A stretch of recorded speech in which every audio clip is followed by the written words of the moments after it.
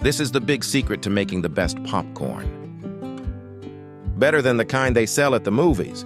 It's delicious and super easy to make. I'll start by adding 250 grams of sugar to a nonstick pan. I'll stir the sugar constantly until it's completely dissolved. If you don't have a nonstick pan, you can do this in a regular pan. Once the sugar is dissolved, I'll add half a cup of milk in several additions, continuing to stir until it's liquid.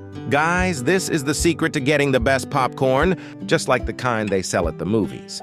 It's very easy to make and it's super tasty.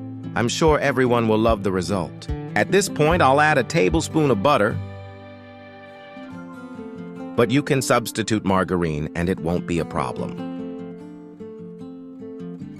I'll mix again until the butter melts into the caramel, and that's how we should end up with our smooth, liquid caramel, giving us the best popcorn, even more delicious than the kind you get at the movies. I'll turn off the stove and set the caramel aside. Next, in a lidded aluminum pot, I'll add a tablespoon of butter and stir constantly until it melts. Once the butter is melted, I'll add a cup of popcorn kernels and mix them in.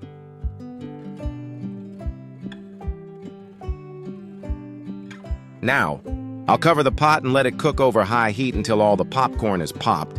At this point, I'd like to know what country or city you're watching from, so I can send you a special greeting in the next recipe. Today's greeting is for Suheiri Ureña from Colombia, Maria Cajano from Peru, and Ana Morales from Guatemala.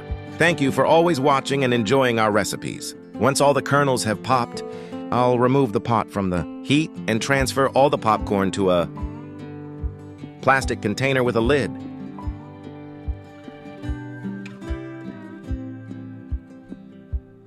Then I'll add the reserved caramel in 2 batches, but I'll add half first. I'll cover the container and stir well until